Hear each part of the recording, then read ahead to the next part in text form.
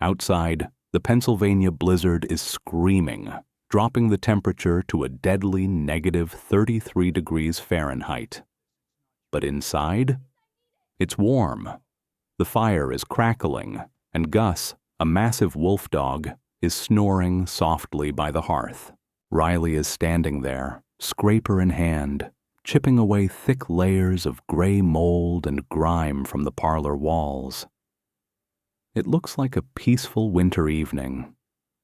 But just 30 days ago, this cozy scene was impossible. Back then, Riley didn't have a warm fire. She didn't have a loyal protector. And she definitely didn't have a home. To understand how she survived the impossible, we have to go back to the night it all started. The night she was thrown into the dark with absolutely nothing. The winter of 1850 didn't just chill you, it hunted you. Inside the drafty farmhouse in rural Pennsylvania, 15-year-old Riley Mitchell learned that the cold inside was far deadlier than the storm raging without. The floorboards groaned under heavy boots. Uncle Richard stumbled in, bringing a gust of snow and the stench of stale rye whiskey with him. He wasn't just drunk, he was desperate. The poker tables at the local tavern had stripped him bare, and now he was hunting for anything left to pawn. Riley sat frozen on her cot, clutching her throat. She knew what he was looking for. "Where is it?" Richard snarled, tearing through the room like a wild animal. He overturned a chair, sending Riley's few meager possessions skittering across the floor. Aunt Meredith stood in the doorway, her face a mask of cruel indifference, watching silently as her husband terrorized their niece. Richard lunged toward the loose brick behind the stove. Riley scrambled up, screaming, "No, please, Uncle Richard, it's Mom's!" He ignored her, his rough fingers prying out the small silver locket. It was tarnished and dented, of little value to anyone else. But to Riley, it was the only piece of her mother she had left. "This'll cover the buy-in," he muttered, shoving it into his coat pocket. Riley didn't think. She reacted. She threw herself at him, grabbing at his coat.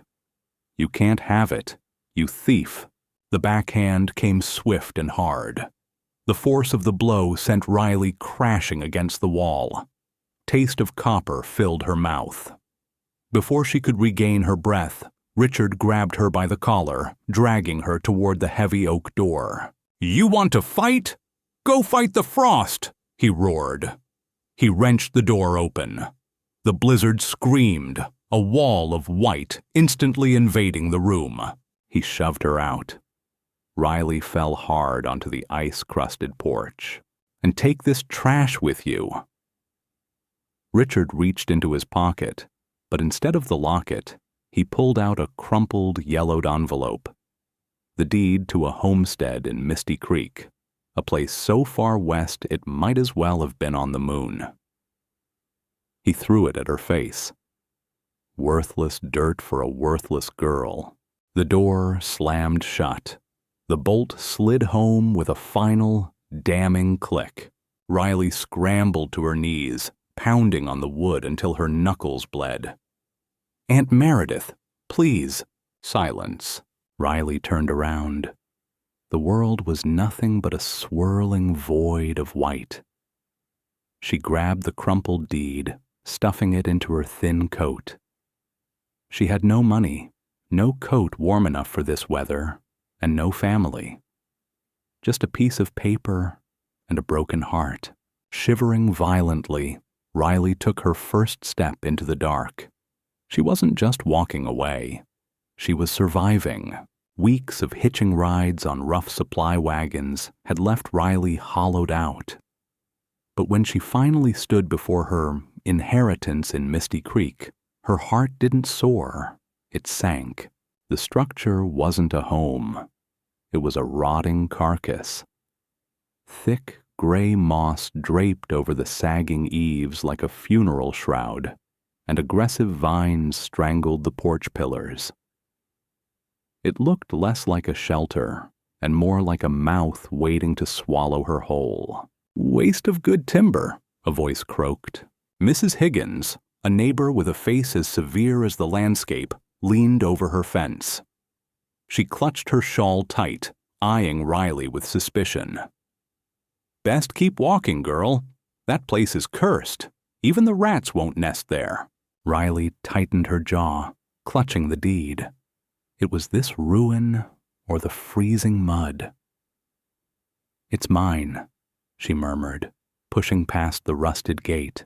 As she rounded the corner to the backyard, seeking a way inside, a guttural snarl froze her blood.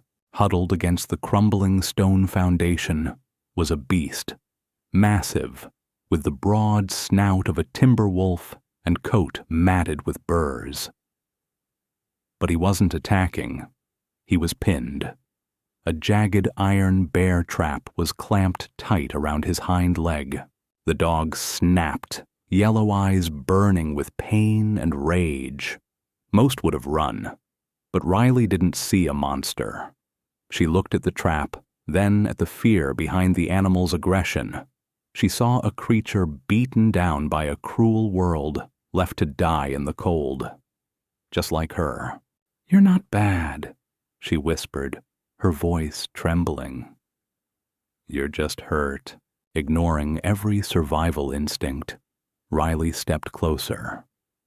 She grabbed a discarded, heavy shovel handle from the weeds to use as a lever. With a grunt of exertion and adrenaline, she jammed it into the trap's spring and pried the rusty jaws apart. The beast yelped, pulling his leg free, then slumped panting against the wood. Trembling, Riley reached into her pocket. She took her last piece of hardtack, dry, stale bread, and broke it in half. She placed it near his nose. The wolf dog sniffed it, then looked up at her, not with rage, but with weary gratitude. In the shadow of the rotting house, two outcasts had found a pack. Winter in Misty Creek was relentless, but so was Riley. She and Gus became a two-soul survival unit. While Riley patched the roof, Gus, now limping less and growling more at strangers, patrolled the perimeter. He was no longer a stray. He was her four-legged shadow. To keep from freezing, Riley decided to tackle the rot on the interior walls. It wasn't just cleaning. It was a war against the grime. Armed with a rusted scraper and a bucket of melted snow, she attacked the parlor wall. She scrubbed until her shoulders burned, chipping away years of gray, caked-on muck. But as a large flake of the mold peeled away, something unexpected caught the firelight. It wasn't rotting pine underneath. It was dark, rich, and hard as stone. Riley gasped, scraping faster. The gray sludge was actually a thick, protective layer of clay and tar, likely applied decades ago to discourage looters. Beneath it lay flawless, polished timber with a deep chocolate swirl. "Black walnut," a gruff voice muttered from the doorway. Mr. Sullivan, the town blacksmith who had previously eyed Riley with skepticism, stood there, jaw slack. He had come to check if the city girl had frozen yet. "That ain't a shack, kid. That whole frame is black walnut. That wood alone is worth a fortune back east." Old Arthur was sitting inside a treasure chest. Riley ran her hand over the smooth grain, tears stinging her eyes. Her grandfather hadn't left her a ruin. He'd left her a fortress disguised as one. Suddenly, Gus began barking frantically at a loose floorboard in the corner. He scratched at the wood, whining until Riley knelt beside him. Prying the board up with her scraper, she found a heavy, rusted tin box nestled in the dirt. With trembling hands, she popped the latch. Inside sat a pile of heavy gold Liberty Head coins and a note written in shaky script. "For my Riley. Build your own life. Mr. Sullivan tipped his hat, a newfound respect in his eyes. Well, I'll be. Looks like you've got more grit than this whole town gave you credit for, Miss Mitchell. For the first time in her life, Riley wasn't just surviving. She was wealthy, in gold, in shelter, and in friendship. Bad news travels faster than a prairie fire. It didn't take long for word of the Walnut House and the gold to reach back east. Riley was sweeping the porch when a sleek rented carriage rattled up the drive. Her stomach turned. Stepping out were Aunt Meredith, feigning tears, and Uncle Richard, flanked by a suit-wearing shyster of a lawyer. "Oh, my poor darling," Meredith wailed, rushing forward with open arms. "We've been sick with worry." Riley stepped back, cold as the winter wind. "You threw me out to freeze. You don't get to worry now." The lawyer stepped in, holding a document. "Now, Miss Mitchell, you are a minor. Your uncle has filed for emergency guardianship. He will manage your assets for your own good." "I have no guardian but myself," Riley said, her voice steady. "Get off my property." Richard's mask of concern shattered. The greed in his eyes flared. "You ungrateful little brat! That gold is mine!"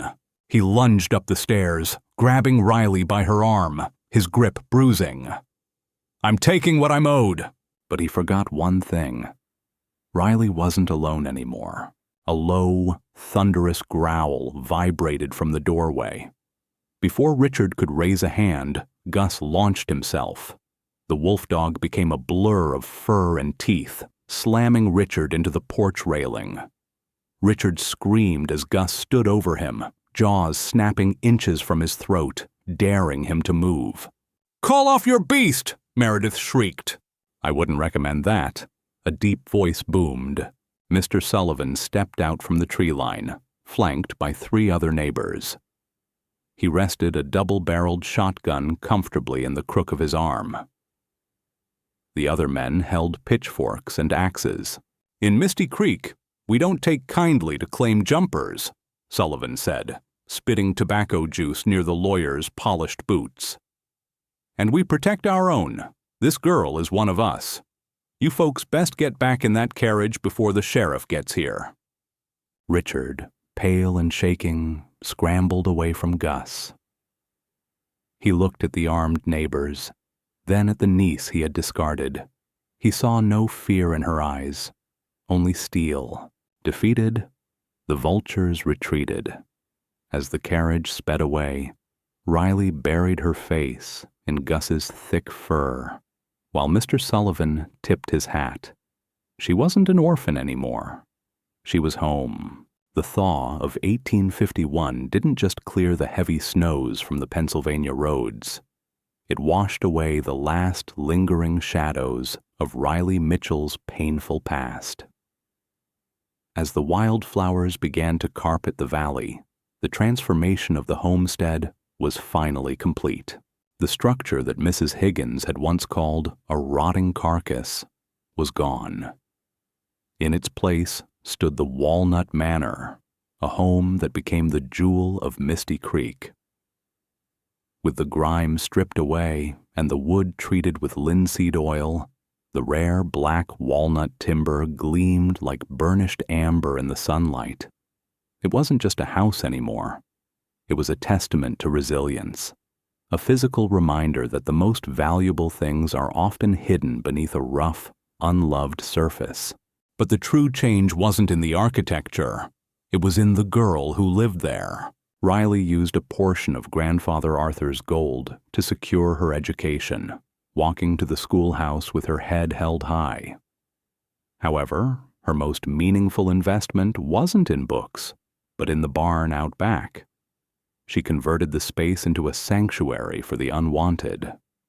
A lame plow horse, a barn cat with one ear, and 3 stray pups now called the property home.